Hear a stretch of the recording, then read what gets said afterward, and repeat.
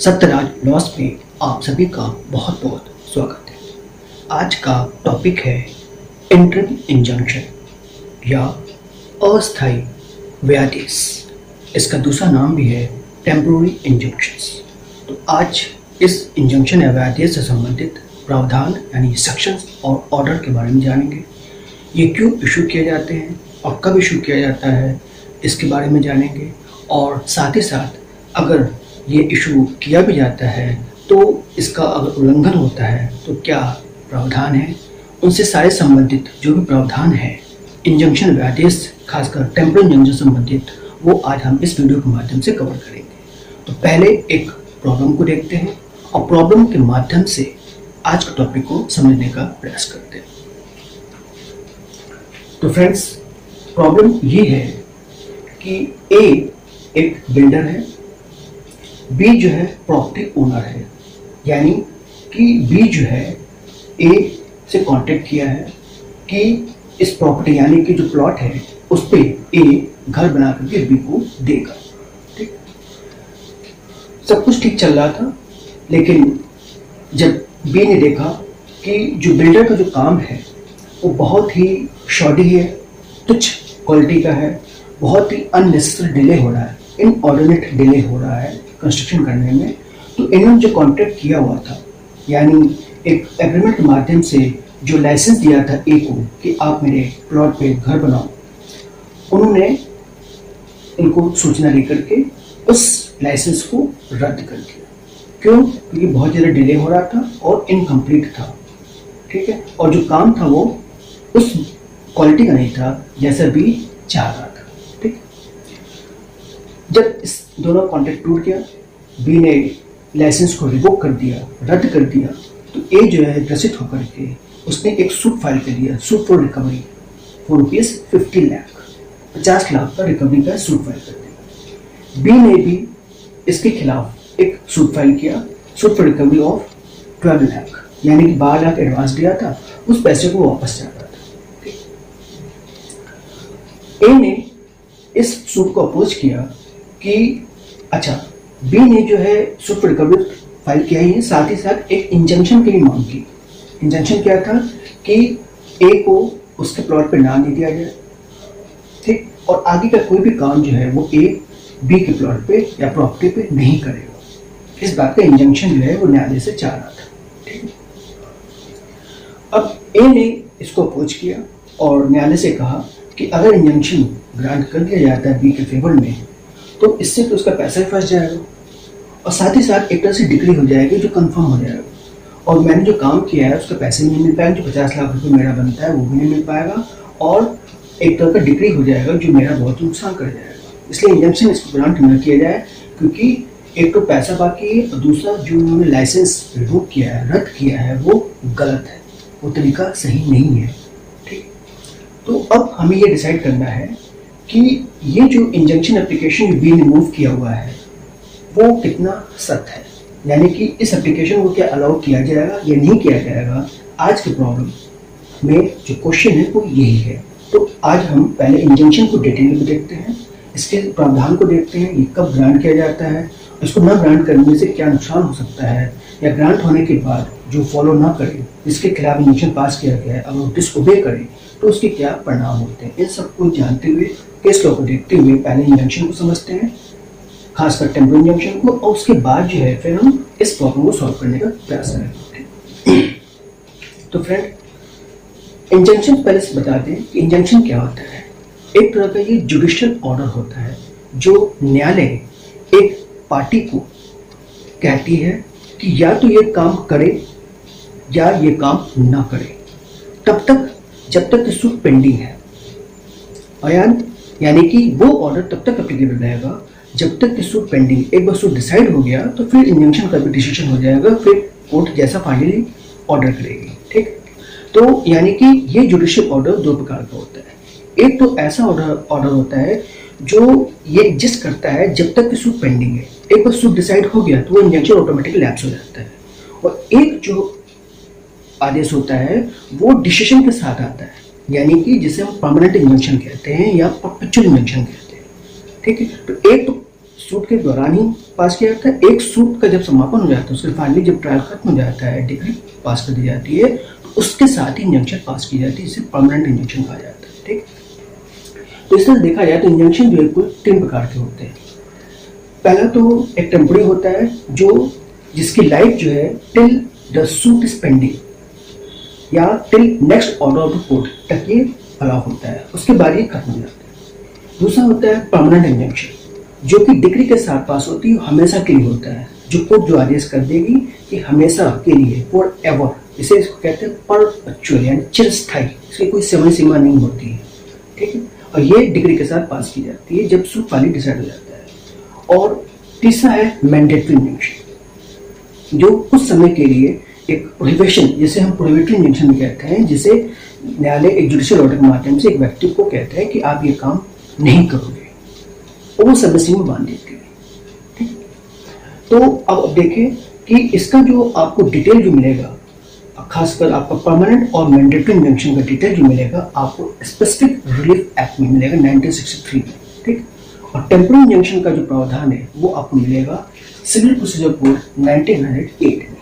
ठीक, कहाँ का है ये? सेक्शन 94C में है इंजंक्शन के बारे में। फिर सेक्शन 150 में इनहेरेंट पावर है कोर्ट का, याद रखिएगा कि क्रिमिनल प्रोसीजर में भी होते हैं, जैसे 42 कहते हैं, उसी तरह सिविल प्रोसीजर में एक इनहेरेंट पावर है, अंतर्निहित शक्तियां हैं जिसके अंतर्गत ये इंजंक्शन ग्रांट करती है कोर्ट, अगर कोर्ट को लगता है, और उनका पर्पस होता है to secure the ends of justice, न्याय हित में, या दूसरा to prevent the abuse of process of court, court की प्रक्रिया का खिलाफ कोई अगर कार्रवाई हो तो उसे रोकने के लिए, यानी प्रोसेस ऑफ कोर्ट के अब्यूज होने से रोकने के लिए 151 में कोर्ट, सिविल कोर्ट के पास ये पावर है, अंडर अंतर्निहित शक्तियां हैं जिसके अंतर्गत वो इंजंक्शन पास करती है। और इसका जो मेन जो प्रावधान जो मिलता है आपको ऑर्डर 39 में मिलेगा। ठीक है, रूल 1 एंड 2 और रूल 2 एंड 3 है। तो रूल 1 एंड 2 में बताया जाता है कि कब इंजंक्शन ग्रांट होगा।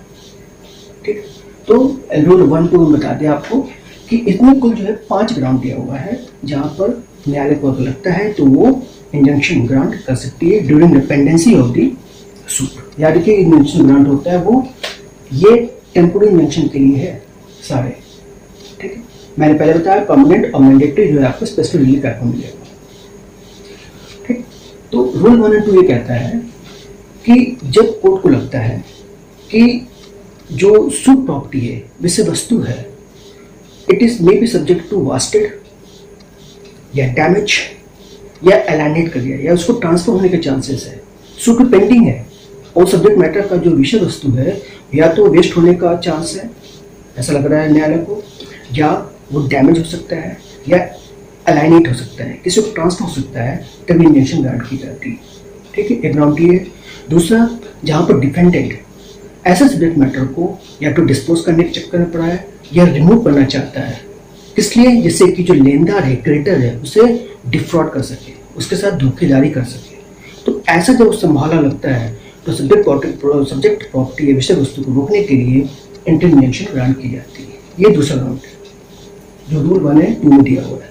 तीसरा ग्राउंड ये है जहाँ पर डिपेंडेंट या तो डिस्पोजेस करता है प्लेंटिफ को या कोई ऐसा काम करता है जिससे कि प्लेंटिफ को इंजरी हो जाए। ठीक है, या थ्रेटन करता है, धमकाता है। ठीक है, तो या तो थ्रेटन करेगा या धमकाएगा, या तो डिस्पोजेस करे प्लेंटिफ को या कोई ऐसा काम करे जिससे कि प्लेंटिफ को इंजरी हो जाए, नुकसान पहुंचे, तो फिर ऐसे को रोकने के लिए भी इंटरवेंशन ग्रांट की जाती है। नेक्स्ट है कि डिफेंडेंट और प्लेंटिफ के बीच में कॉन्ट्रैक्ट साइन हुआ है और डिफेंडेंट अपना पार्ट नहीं कर रहा है, यानी कि he is likely to breach the terms of contract, contract performance को वो ब्रीच करना चाहता है। ठीक है, उसे पालन नहीं करना चाह रहा है तो उसको ब्रीच न करे, इसके लिए भी इंजंक्शन ग्रांट की जाती है। ठीक, और लास्ट में है कि अगर न्यायालय को लगता है कि न्याय हित में जरूरी है, सूट को सही डिसाइड करने के लिए न्याय हित में जरूरी है एक इंजंक्शन ग्रांट किया जाए, खासकर to protect the subject matter और राइट ऑफ द प्लेंटिफ, तो फिर वो भी पास कर सकती है। ठीक है, 5 ग्राउंड रूल 1 और रूल 2 में दी हुई है जहां पर न्यायालय को लगता है तो वो ये टेम्पररी इंजंक्शन या अस्थायी व्यादेश ग्रांट कर सकते हैं। ठीक, इसी का दूसरा नाम एंटरम इंजंक्शन भी है। क्या भाई, रूल 2A, रूल 2A में ये दिया हुआ है कि जो रूल 1 और 2 में जो आपका एंटरम इंजंक्शन या टेम्पररी इंजंक्शन ग्रांट की गई है, अगर डिसओबियंट करता है, यानी जिस डिफेंडेंट के खिलाफ ये इंजंक्शन या वे आदेश पास किया गया है वो उसको डिसओबे कर रहा है, तो फिर यहाँ पर सजा का प्रावधान है। वो ये क्या है कि 2A में दिया हुआ है कि ऐसे व्यक्ति इसके खिलाफ एंटरम इंजंक्शन या इंजंक्शन पास किया गया है, उसके प्रॉपर्टी को अटैच किया जाता है फॉर 1 ईयर, 1 साल तक के लिए उसकी संपत्ति को जब्त की जा सकती है, ठीक।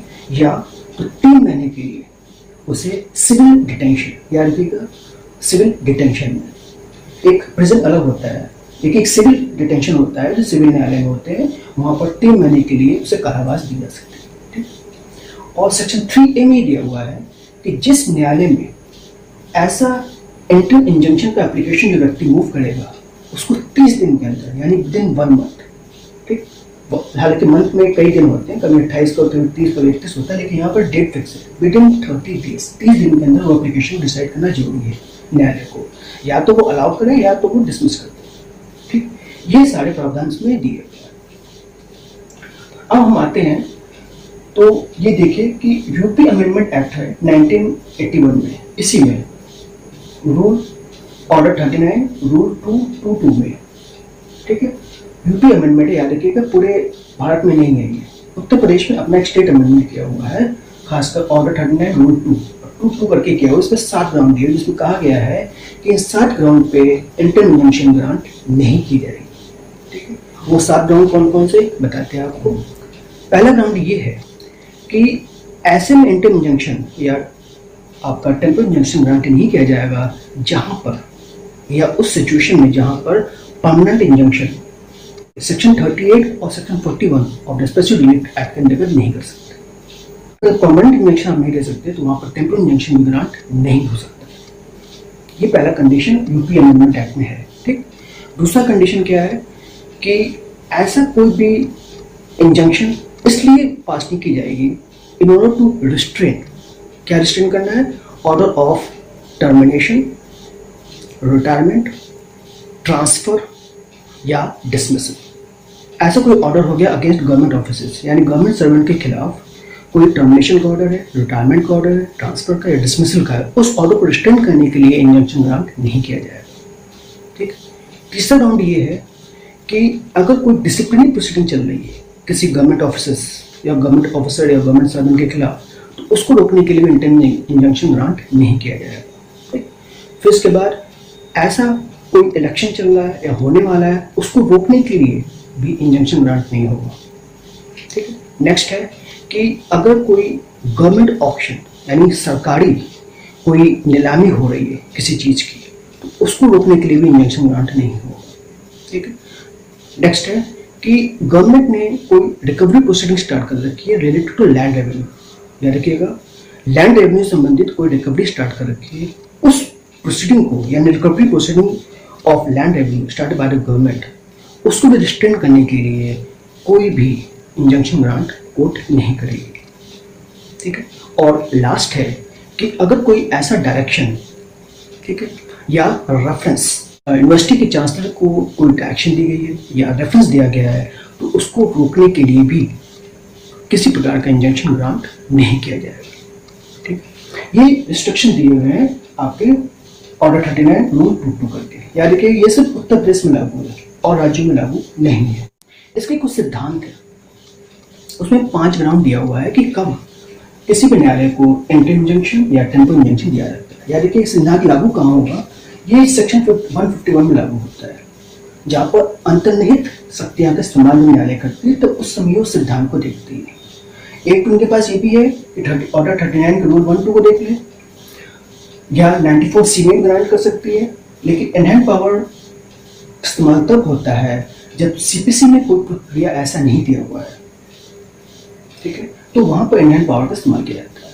यानी कि इनहैंड पावर 2 तरह से इस्तेमाल होता है, या तो सिर्फ प्रोसीजर या जो प्रोसीजर कोड दी हुई उसके प्रावधान को लागू कराने के लिए, या कोई ऐसा जजमेंट या जस्टिस न्याय हित में उनको लगता है कि ऐसा कोई प्रावधान नहीं है जिससे कि हम न्याय कर सकें, तो फिर वो अपने अंतर्निहित का इस्तेमाल कर सकती है अपार्ट फ्रॉम कोर्ट से बाहर जाकर के अकॉर्डिंग टू द लॉ जो कोई और एक्ट से आया हुआ है या प्रिंसिपल है, वो लॉ, प्रिंसिपल ऑफ लॉ या रूल ऑफ लॉ को फॉलो करते हुए वो एक पावर को इस्तेमाल करते हैं, जिसे हम कहते हैं इंटरनिहित यानी in hand power of the court.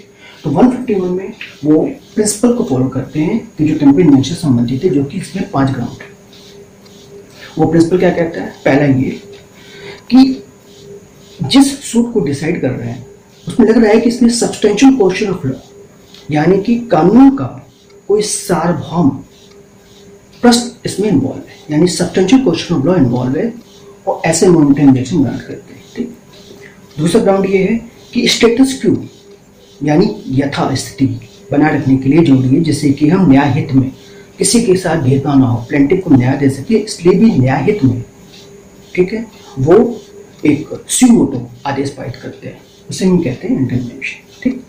और 3 इंपॉर्टेंट है जो कॉमनली बहुत हर कोर्ट इस्तेमाल करती है। सबसे पहला प्राइमा फेसाई केस, याद रखिएगा कि प्लेंटिफ को प्रूव करना पड़ेगा कि प्राइमा फेसाई केस आपके यानी प्रथम दृष्टया मुकाबले जो मामला है आपके पक्ष में बन रहा हो, तभी इंजंक्शन आपके फेवर में ग्रांट होगा, पहला। दूसरा कि जो बैलेंस ऑफ कन्वीनियंस है यानी जो सुविधा है, याद रखिएगा बैलेंस कन्वीनियंस है, वो प्लेंटिफ के पक्ष में आना चाहिए, तभी इंजंक्शन ग्रांट होगा। और लास्ट है कि अगर इंजंक्शन ग्रांट नहीं हुआ तो plaintiff will suffer irreparable loss and injury.